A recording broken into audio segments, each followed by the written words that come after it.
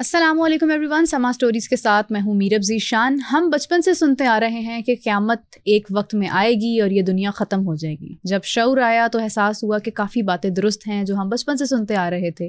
آج دیکھ بھی رہے ہیں کہ قیامت کی کئی ایسی نشانیاں ہیں جو صحیح ثابت ہو رہی ہیں، جن کا ذکر قرآن میں ہے، جن کا ذکر ہم نے اپنے بڑوں سے سنا، بزرگوں سے سنا۔ کیا یہ دنیا واقعی اپنے اختتام پر پہنچ رہی ہے؟ آج کل ایک بہت امپورٹنٹ ٹاپک ڈسکس ہو رہا ہے سوشل میڈیا کے اوپر، جس کا نام ہے اینڈ آف ورلڈ۔ کیا جتنی بھی جنگیں آج ہو رہی ہیں یہ دنیا کے اختتام کی طرف جا رہی ہیں؟ اس حوالے سے آج ہم ڈسکشن کریں گے۔ میں نے آج اپنے پروگرام میں دعوت دی ہے ڈاکٹر علی وقار قادری صاحب کو، جو کہ اسکالر ہیں، رائٹر ہیں۔ ان سے جانتے ہیں ان کا اس موضوع کے اوپر کیا خیال ہے۔ السلام علیکم، کیسے ہیں آپ؟ وعلیکم السلام، الحمدللہ۔ ویلکم ٹو دا شو سر۔ آج کل آپ بھی دیکھ رہے ہیں جنگیں ہو رہی ہیں اور ایک ہی آواز ہر طرف سے آ رہی ہے کہ دنیا ختم ہونے والی ہے۔ کچھ لوگ تو یہ بھی کہہ رہے ہیں کہ 2050 کے بعد دنیا ہے ہی نہیں، 2050 تک دنیا نے ختم ہو جانا ہے۔ کیا حقیقت ہے اس میں؟ دیکھیے، کچھ چیزیں ایسی ہوتی ہیں جو ہوتے تو حقائق ہیں، مگر وہ حقائق عملی جامہ پہننے کے لیے اس کا ایک پورا طویل پروسیجر ہوتا ہے۔ ہم چھوٹے چھوٹے تھے، جیسا کہ آپ نے ذکر کیا، سنتے تھے کہ ایک وقت آئے گا دنیا ختم ہو جائے گی۔ پھر جب بڑے ہوئے تو ہم نے انہی حقائق کو سائنٹیفک بنیادوں پر سمجھنا شروع کیا۔ بالکل۔ پھر جب ہم نے دین کے ساتھ شغف پڑھا، قرآن کو پڑھا، تو پھر ہمیں یہ بات یقین کی حد تک پختہ ہو گئی کہ دنیا ختم ہو جائے گی۔ لیکن پھر بھی ایک تشنگی تھی کہ یہ دنیا ختم ہوگی، یہ عالم اسباب ہے، یہ بات ذہن میں رکھیں۔ کوئی بھی شے بغیر کسی سبب کے ایسے ہی خود سے نہیں ہو جاتی، اس کے لیے ایک پورا پروسیجر ہوتا ہے، اس کے لیے کچھ پری ریکویزٹس ہوتی ہیں، وہ ایک پورے مراحل سے گزر کے وہ واقع ہونا ہوتا ہے جو قرآن نے کہہ دیا، لیکن بالآخر وہ ہونا ہے۔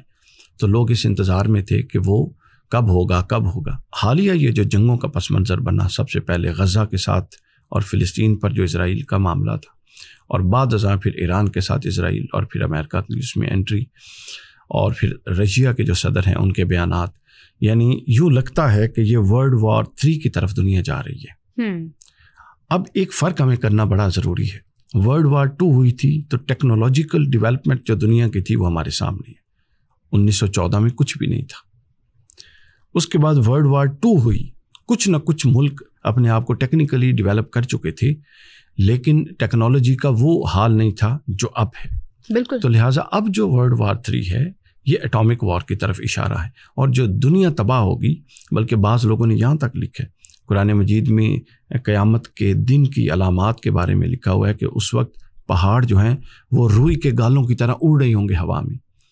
آپ نے خود دیکھا ہوگا اور ہم نے بھی دیکھا سوشل میڈیا پہ، ٹی وی چینلز پہ، کہ جو ایٹمی دھماکے جب کرتے ہیں یہ پہاڑوں میں نیچے کئی کلومیٹر جا کے کرتے ہیں، لیکن وہ پہاڑ کو روئی کے گالوں کی طرح اڑا رہے ہوتے، یعنی پہاڑ دھوئیں میں اڑا ہوتا ہے۔ یہ ساری ان چیزوں کے ساتھ یہ لنکنگ ہوتی جا رہی ہے۔ جہاں تک ہم پیور دینی پرسپیکٹو دیکھیں تو اسلام ہمیں اور قرآن مجید اور سنت سے ہمیں جو آخرت کی علامات ہیں وہ 2 طرح میں نظر آتی ہیں، 2 قسمیں ہیں اس کی۔ ایک ہے علامات کبریٰ اور ایک ہے علامات صغریٰ۔ رسول اللہ صلی اللہ علیہ وسلم نے بیان فرما دیا کہ کچھ چھوٹی علامات ہیں اور کچھ بڑی علامات ہیں۔ جب تک تم اپنی آنکھوں سے یہ کام ہوتے نہیں دیکھو گے اس وقت تک قیامت نہیں آئے گی۔ اچھا، اب جب چھوٹی علامات ہیں ان کی تعداد 100 سے بھی زیادہ ہے، لیکن جو چند ایک بڑی ہیں، ان چھوٹی میں جو چند ایک نمایاں ہیں، وہ میں آپ کو بتاؤں اور آپ حیران ہو جائیں گی کہ ہم خود عملی طور پہ اس کا مشاہدہ کر چکے ہیں۔ مثلا اس میں ایک علامت یہ ہے کہ دور فتن میں معاشرتی برائیاں اس حد تک عام ہو جائیں گی کہ ان کو کوئی برائی نہیں سمجھے گا۔ ہم اپنی آنکھوں سے دیکھ رہے ہیں۔ پھر اس کے بعد یہ ہے کہ دین کو اور ایمان کو دنیاوی فائدے کے لیے لوگ بیچ دیں گے اور اس سے مال کمائیں گے، چھوٹے چھوٹے نفع کے لیے دین اور دینی قدروں پر کمپرومائز کر لیں گے۔ ہمارے ہاں یہ ہو رہا ہے۔ پھر اس کے بعد آپ دیکھیں کہ حضور علیہ الصلوۃ والسلام نے فرمایا کہ اپنے دور کے جو سب سے بدترین اور منافق لوگ ہوں گے وہ اس قوم کے حکمران بنیں گے۔ اس کے بعد فرمایا کہ وقت یوں سکڑ جائے گا کہ سال ایسے گزرے گا جیسے مہینہ گزرتا ہے، اور مہینہ ایسے گزرے گا جیسے ہفتہ گزرتا ہے، اور ہفتہ ایسے گزرے گا جیسے دن گزرتا ہے۔ آپ دیکھیں، جمعہ گزرتا ہے، ایک سیٹرڈے گزرتا ہے، ہم انجوائے کر رہے ہوتے ہیں، چلیں آج ایزی ہوں گے، سیٹرڈے سنڈے 2 دن بعد ہفتہ پورا پھر گزر جاتا ہے. بالکل ایسے. لیکن ایکچولی وہ ٹائم پورا ہو رہا ہے, یعنی اس وقت کے اندر سے برکت اٹھ گئی. پھر حضور نے فرمایا کہ جو شریف ہوں گے آخری دور میں وہ بے وقوف سمجھے جائیں گے, اور جو شریر ہوں گے ان کی عزت کی جائے گی. لوگوں کی عزت ان کے شر سے بچنے کے لیے کی جائے گی, نہ کہ کسی کی شرافت, علم اور دیانتداری کی وجہ سے عزت کی. ان قدروں کی کوئی وقت نہیں ہوگی آخری دور. پھر فرمایا اہل مغرب کا اہل مشرق پر تصرف ہوگا, قبضہ ہوگا. یعنی اہل مشرق یہ جتنا یہ ہمارا ٹکڑا ہے, پاکستان, ہندوستان, ایران, یہ سارا یہ اہل مشرق. اہل مشرق اہل مغرب کی ہاں میں ہاں ملائیں گے, اور ہم دیکھ رہے ہیں. پھر فرمایا کہ خطۂ عرب جو بکریاں چراتے ہیں وہ اتنی بڑی عمارتیں بنائیں گے اور عمارتوں پر ایک دوسرے پر سبقت لے جانے کی کوشش کریں گے. ہم اپنی آنکھوں سے دیکھ رہے ہیں برج الخلیفہ, اور اس کے بعد ابھی اس سے بڑی عمارت, پھر اس سے بڑی عمارت. پھر اس کے بعد فرمایا ناگہانی اموات کثرت سے ہو جائیں گی. ایک نوجوان اٹھتا ہے, رات کو سوتا ہے, ہارٹ اٹیک ہوتا ہے, ڈیتھ ہو جاتی ہے. اور طرح ایسی بیماریاں جو ہم نے کبھی سنی بھی نہیں. بالکل ایسے ہی. کرونا ہمارے سامنے گزرا, اور اس طرح کی چیز. پھر اس کے بعد فرمایا کہ زمانہ فساد میں اصلاح کا یہ جو معاملات ہوں گے نا, یہ سارے فساد ہیں. تو فرمایا جو ان فساد میں اصلاح کا فریضہ انجام دے گا وہ ایسے ہی ہے کہ جیسے میری سنت کو زندہ کرے گا. یہ ایک خلاصہ میں نے عرض کر دیا علامات صغریٰ کا. پھر علامات کبریٰ ہے. اچھا ایک بات ذہن میں رکھیے کہ ہمارے ہاں ڈس لنکنگ بہت ہے, اگلی چیز اٹھا کے پیچھے بیان کر دیتے ہیں, پیچھے آگے بیان کر دیتے ہیں, جس سے پورا کانسیپٹ سمجھ نہیں آتا. بالکل ایسے ہی. سب سے پہلی علامات کبریٰ میں سب سے پہلی علامت امام مہدی علیہ السلام کا ظہور ہوگا. یعنی امام مہدی کے ظہور کے بعد جو سلسلہ شروع ہوگا, آپ سمجھ لیں کہ اب قیامت قریب آ گئی ہے. یعنی یاجوج ماجوج جن کا ذکر ہے یہ بھی شاید امام مہدی کے ظہور کے بعد واضح ہوں گے. اب یہ بڑا امپورٹنٹ سوال ہے, یہی وہ کنفیوژن ہے جس کی طرف میں نے اشارہ کیا. اب آپ ذرا غور فرمائیے, کل 12 علامات ہیں قیامت کی, بڑی علامات. چھوٹی تو میں نے بتایا نا 100 سے بھی زیادہ ہیں. اب وہ ترتیب سے سنیے. اچھا اب وہ 12 ہیں اور ان میں ایک لنک ہے, ترتیب ہے. کوئی ایک شے اس سے پہلے نہیں ہوگی جو میں بتا رہا ہوں, اس ترتیب سے حدیث میں آئے. سب سے پہلے امام مہدی آئیں گے, اس کے بعد دجال کا ظہور ہوگا, اس کے بعد حضرت عیسیٰ علیہ السلام کا نزول ہوگا آسمانوں سے. 3, چوتھا یاجوج اور ماجوج نکلیں گے. اوکے. 5واں مدینہ منورہ غیر آباد ہو جائے گا اور رسول اللہ صلی اللہ علیہ وسلم کا روضہ اقدس زمین سے اٹھا لیا جائے گا, جنت منتقل کر دیا جائے گا. جب زمین پر قیامت ہوگی تو حضور کا روضہ اس وقت زمین پر موجود نہیں ہوگا. آگے چلیں, 5 ہو گئی. 6, کعبۃ اللہ کو آگ لگا دی جائے گی, ویران کر دیا جائے گا اور حج منقطع ہو چکا ہوگا. 7, سورج مشرق کے بجائے مغرب سے طلوع ہوگا, اور یہ وہ موقع ہوگا کہ اس کے بعد توبہ کے دروازے بند ہو جائیں گے.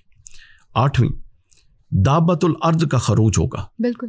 زمین سے ایک ایسا جانور نکلے گا, دابۃ الارض کا خروج ہوگا, جو اتنی تیزی سے نکلے گا کہ جہاں جائے گا یعنی سمجھ لیں ہوا کی تیزی سے بھاگے گا اور تباہی مچاتا جائے گا. 8واں. 9واں پھر ہے سورہ دخان میں ذکر ہے, ایک دھواں نکلے گا, دخان جس کو کہتے ہیں, عربی میں دخان کو دھواں کہتے ہیں. بالکل.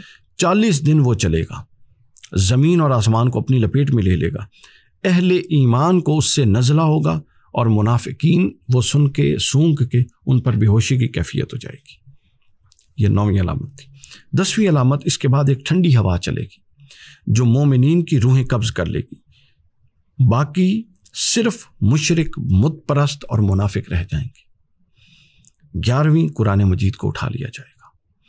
اور 12ویں, یمن سے ایک آگ نکلے گی, وہ اتنی شدید ہوگی کہ وہ پھیلتی جائے گی اور زمین اس آگ کے ساتھ سکڑتی جائے گی, حتیٰ کہ وہ آگ تمام انسانوں کو لے کر جس میدان میں پہنچے گی وہ میدان عرفات ہوگا, اور وہیں پر قیامت برپا ہو جائے گی. وہاں وہ میدان حشر ہوگا جہاں پر یہ لے کر پہنچیں گے. یہ ہے اس کی ترتیب. آپ نے امام مہدی کا ذکر کیا جن کی سب سے پہلی نشانی ہے قیامت کی نشانیوں میں جو بڑی نشانیاں ہیں. امام مہدی کے ظہور پر آج کل بہت گفتگو ہو رہی ہے, کہا جا رہا ہے کہ شاید وہ آ چکے ہیں, شاید انہوں نے آنا ہے. اس حوالے سے قرآن کیا کہتا ہے کہ کس طرح سے وہ دنیا میں آئیں گے, کتنا عرصہ وہ رہیں گے, کیا حقائق ہیں؟ جی, اب ہم پہلی علامت جو ہے امام مہدی پر بات کرتے ہیں. امام مہدی علیہ السلام کے حوالے سے قرآن مجید خاموش ہے, احادیث میں کثرت سے امام مہدی کا تذکرہ موجود ہے۔ رسول اللہ صلی اللہ علیہ وسلم نے فرمایا، مسند احمد کی حدیث، حضور نے فرمایا کہ دنیا اس وقت تک ختم نہیں ہوگی جب تک میری اہل بیت میں سے ایک شخص جو میرا ہم نام ہوگا، میرا نام بھی محمد صلی اللہ علیہ وسلم، اس کا نام بھی محمد ہوگا اور اس کا لقب مہدی ہوگا، جب تک وہ زمین پر نہیں آ جاتا اور عرب میں نہیں اٹھتا اور اس کو حکمران نہیں بنا دیا جاتا اور وہ دین اور دنیا کو، زمین کو عدل اور انصاف سے نہیں بھر دیتا، اس وقت تک قیامت نہیں ہوگی۔ حتیٰ کہ ایک دفعہ آپ تشریف فرماتے ترمذی کی حدیث پاک، تو یہی قیامت اور دجال اور امام مہدی کے تذکرے کی ذکر چھڑ گیا، تو حضور نے فرمایا اگر بالفرض اللہ کو منظور ہو کہ آج قیامت لانی ہے تو اللہ ظہر سے عصر کے دورانیے کو اتنا بڑھا دے گا کہ مہدی آئے اور وہ عدل قائم کرے، اور پھر مغرب ہوگی اور پھر قیامت برپا ہوگی۔ یعنی امام مہدی کے آنے کے بغیر قیامت کے برپا ہونے کا کوئی تصور نہیں۔ پھر ایک اور حدیث پاک میں ہے کہ قیامت قائم نہیں ہوگی جب تک زمین ظلم اور سرکشی سے بھر نہ جائے، پھر ایک شخص آئے گا جو زمین کو عدل سے بھر دے گا۔ اب یہاں ایک بڑا انٹرسٹنگ کویسچن ہے جس کی طرف آپ نے اشارہ کیا کہ امام مہدی کب آئیں گے، کیا امام مہدی آ چکے ہیں؟ اب اس میں ایک ہے پرسیپشن، میری بھی ہو سکتی ہے، آپ کی بھی ہو سکتی ہے، لوگوں کی ہے جس کا آپ سوشل میڈیا پہ اظہار دیکھ رہے ہیں، لیکن ہم پرسیپشن سے تھوڑا اوپر اٹھ کے بات کرتے ہیں، اور وہ ایک حدیث پاک میں بھی اس کی طرف اشارہ ہے۔ یہ مسند ابو یعلا کی حدیث ہے، حدیث نمبر ہے 3335 3335۔ اس میں حضرت ابو ہریرہ رضی اللہ تعالیٰ عنہ بیان کرتے ہیں، کسی نے پوچھا کہ رسول اللہ نے اپنے جس بیٹے کے آنے کی بشارت دی کہ اس کے بغیر قیامت برپا نہیں ہوگی، وہ کتنے سال حکومت کرے گا؟ تو انہوں نے کہا وہ 5 سنین، یعنی وہ 7 سال حکومت کرے گا۔ پھر پوچھا گیا وہ آئے گا کب؟ کو اشارہ ہے، تو حدیث پاک میں اس کا اشارہ ہے کہ وہ آئیں گے 2000 سال، 1000ویں سال کے بعد 2 صدیاں گزر چکی ہوں گی تو امام مہدی آئیں گے۔ اب اس کو انڈرسٹینڈ کیجیے، اس وقت 1446 میں ہم بیٹھے ہیں، یعنی 1000 سال گزر گیا ہجرت کے بعد اور 400 سال اوپر گزر گئے۔ حدیث پاک میں ہے کہ 1000 کے بعد 2 صدیاں گزریں گی تو دوسری صدی کے اختتام پر مہدی آ جائے گا۔ لہٰذا حدیث کی روشنی میں اب امام مہدی کے آنے کے اگلے 600 سال کوئی چانس نہیں ہے۔ اب 1400 ہے نا، پھر جب 2000 ہجری ہوگا اور پھر اوپر 2 صدیاں گزریں گی، یعنی 2200 ہجری کے آخر میں امام مہدی آ سکتے ہیں۔ پھر اگر اس دورانیے میں نہیں آتے پھر 1000 سال گزرے گا اور اس پر 2 صدیاں اضافہ ہوں گی، پھر اس 2 صدیوں یعنی 3200 آخر پہ 3222 کے اندر امام مہدی آ سکتے ہیں۔ پھر اگر نہیں آتے تو پھر 1000 سال گزرے گا اور اس پر 2 صدیوں کا اضافہ ہوگا، یعنی پہلا چانس کیا تھا 1000 سال اور 2 صدیاں، وہ گزر گئی، گویا اب 2 صدیاں اوپر ہو گئی، اب 1400 اب نہیں آئیں گے۔ پھر اب یہ پورا ہوگا جب سیزن، ابھی 600 سال پورے گزریں گے اور 600 سال گزر کے 2000 ہجری ہوگا اور اوپر پھر 200 سال گزریں گے، 2200 ہجری ہوگا، اس کے اختتام پر امام مہدی آ سکتے ہیں۔ پھر اگر اس وقت نہیں آتے پھر 1000 سال پورا گزرے گا، پھر 3200 سال ہوں گے، اس کے آخر پہ آ سکتے ہیں۔ تو گویا اس سے ایک کنسیپچول کلیئرٹی جو ہمیں حدیث سے ملتی ہے کہ امام مہدی آئیں گے، 1000ویں سال پر 2 صدیوں کا اضافہ ہوگا اور دوسری صدی کا اختتام ہوگا یا تیسری صدی کا آغاز ہوگا، اس دوران امام مہدی علیہ السلام ظہور ہوگا۔ اچھا ڈاکٹر صاحب، آپ نے امام مہدی کی جس طرح بات کی، اسے فوری طور پر ذہن میں ایک اور چیز آتی ہے کہ قرآن مجید میں یا احادیث کی روشنی میں ورلڈ وار 3 کا تذکرہ تو ہے، کیا یہ ورلڈ وار 3 امام مہدی کے ظہور سے پہلے ہوگی یا ان کے ظہور کے دوران ہوگی؟ دیکھیے ایک بڑا امپورٹنٹ کویسچن ہے۔ اس کے لیے آپ کو ورلڈ وار 1 جو تھی اور ورلڈ وار 2 جو تھی، اگر آپ ان کو مطالعہ کریں تو آپ کو سمجھ آ جائے گا۔ اس کے لیے جو آپ تاریخ ہم بیان کرتے ہیں نا، اس کی بنیادیں کم از کم اس کے 50 سال پہلے پڑ چکی تھی۔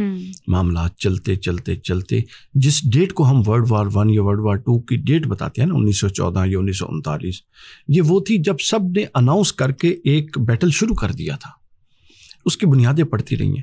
تو جو احادیث میں الملحمۃ الکبریٰ کا ذکر ہے، ورلڈ وار 3 جس کو کہتے ہیں، ویسے حدیث پاک میں ہے، رسول اللہ صلی اللہ علیہ وسلم نے فرمایا کہ تم اس وقت تک قیامت تم پر نہیں آئے گی جب تک تم 5 جنگ عظیم نہ لڑ لو، یہ حدیث ہے۔ پھر آپ نے فرمایا 2 اس میں سے، یعنی فرمایا انسانیت جب تک 5 عظیم جنگوں میں نہ پڑ جائے قیامت نہیں آئے گی۔ پھر فرمایا 2 تم سے پہلے ہو چکی ہیں، رومن کی اور وہ بخت نصر اور جو پہلے ہو چکی، اور 3 تم میں ہوں گی، 2 ہم نے دیکھ لی، ٹھیک ہے۔ اب اس پر اپنی اپنی رائے ہے، انٹرپریٹیشن ہے۔ مثلا دیکھیں اس میں اسلام کی کتنی ایک انوالومنٹ تھی. کچھ لوگ کہتے ہیں نہیں, جو رسول اللہ نے فرمایا تھا وہ ورلڈ وار 1 یا ورلڈ وار 2 کے ساتھ تعلق نہیں ہے, لیکن ہم مان بھی لیتے ہیں 2 ہو چکی. تو ابھی ایک بڑی جنگ ہونی ہے جس کو الملحمۃ الکبریٰ کہتے ہیں, ورلڈ وار 3. تو جیسے میں نے بتایا کہ یہ جو بیک ڈور ڈپلومیسی ہوتی ہے نا, یہ ان جنگوں کا باعث بنتی ہے. تو یہ ابھی اس وقت ہو رہے ہیں, یہ پری ریکویزٹس ہیں, یہ وہ بنیادیں ہیں جو الٹیمیٹلی ورلڈ وار 3 پر جا کے منتج ہوں گی. انہوں نے ورلڈ وار 3 کی بنیاد رکھنی ہے. دنیا تقسیم ہو رہی ہے, آپ دیکھیں دنیا پھر سے تقسیم ہو رہی ہے. آپ نے سعودی عرب کا اس سے پہلے ایسا سٹینڈ نہیں دیکھا ہوگا. ایران کے ساتھ ان کی ایک مخاصمت تھی, لیکن وہ جو تھے سلمان بن عبدالعزیز, انہوں نے بہت زبردست سٹینڈ لیا ایران, اور بطور مسلمان ایران ملک کی سپورٹ کی. اس کے بعد آپ نے پاکستان کا دیکھا کہ پاکستان نے بے شک اپنے جو معاشی مفادات کے لیے وہ IMF اور USA کے ساتھ معاملات خراب نہیں کیے, لیکن بڑی کلیئرٹی کے ساتھ وہ ایران کے ساتھ کھڑا رہا. آپ چین کو دیکھیں, چین نے کیا کہا؟ چین نے کہا کہ USA کے بغیر بھی دنیا آگے بڑھ سکتی ہے. آپ رشیا کو دیکھیں, انہوں نے کیا کہا. تو آپ اگر براڈر اسپیکٹرم میں دیکھیں تو یہ ایک نئی تقسیم ہو رہی ہے دنیا کے اندر کہ کس نے کس بلاک میں جانا. یہ نئی بلاک بن رہی ہیں.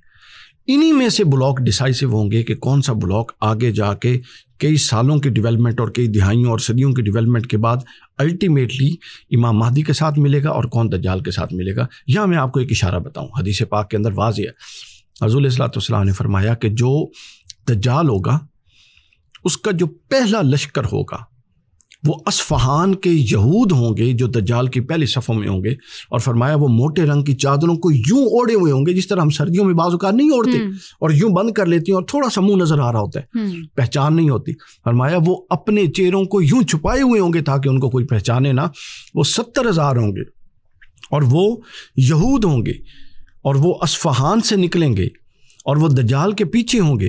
اور فرمایا امام مہدی اپنے لشکر کے ساتھ مقام لد پر جا کر اس دجال کو اور ان یہودیوں کو قتل کریں گے. اور اگلا سوال آپ کا یہ بنتا ہے نیچرلی کہ وہ لد کہاں پر ہے؟ وہ اس وقت فلسطین اور غزہ کے درمیان موجود ہے. ڈاکٹر صاحب علامات کیا ہوں گی؟ کون لوگ امام مہدی کے لشکر میں ہوں گے اور کون لوگ دجال کے لشکر میں ہوں گے؟ دیکھیں اس کے حوالے سے بڑی وضاحت موجود ہے.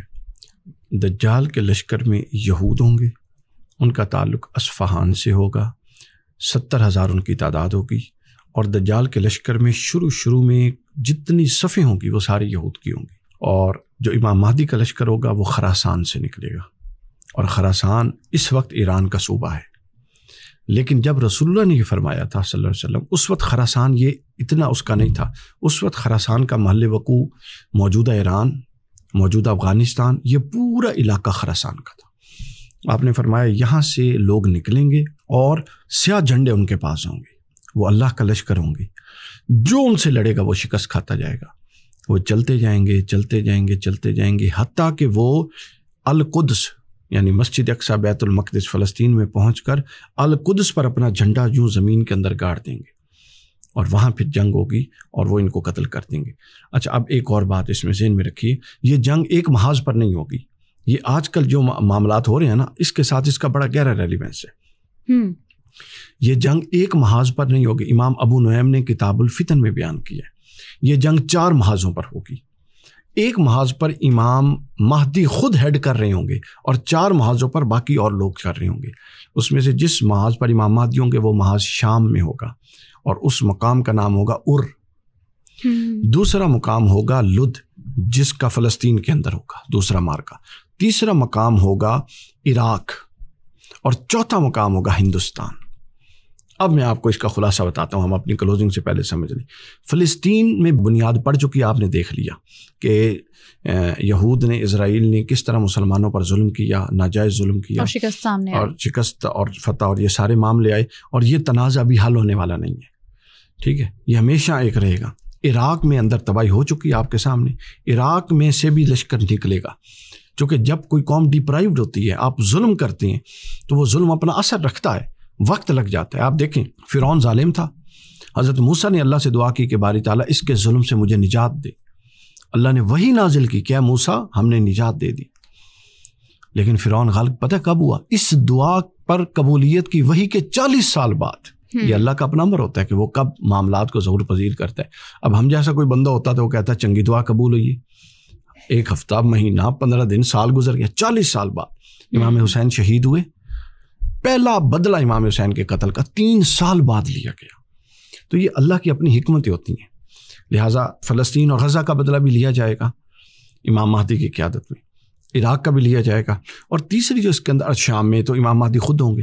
اچھا، چوتھا افغانستان کا جہاد. آپ نے ایک ٹرم سنی ہوگی غزوہ ہند، غزوہ ہند بہت سنی ہے. اس کی ریئلٹی بتا دوں. غزوہ ہند سے مراد یہ نہیں ہے، غزوہ اس کو کہتے ہیں جس جنگ میں رسول اللہ صلی اللہ علیہ وسلم بنفس نفیس تشریف فرما ہو، لیکن وہ تو نہیں ہوں گے. لیکن اس کو عرفاً غزوہ اس لیے کہتے ہیں کہ یہ وہ جنگ ہے جس کا حضور نے اپنی زندگی میں بشارت دی تھی. اور حضرت ابو ہریرہ فرمایا کرتے تھے کہ رسول اللہ نے غزوہ ہند، یعنی جو ہندوستان میں غزوہ ہوگا اور جہاد ہوگا، اس کے بارے میں ہمیں اس حد تک تاکید کی. ابو ہریرہ فرماتے ہیں رضی اللہ تعالیٰ عنہ کہ اگر میرے پاس مدینہ میں کچھ جائیداد پراپرٹی ہو اور مجھے پتہ لگ جائے کہ ہندوستان میں مار کا شروع ہو چکا ہے، تو میں اپنی جائیداد کو بیچ کے سارا سامان لے کر ہندوستان پہنچ جاؤں اور وہاں جا کے لڑوں گا.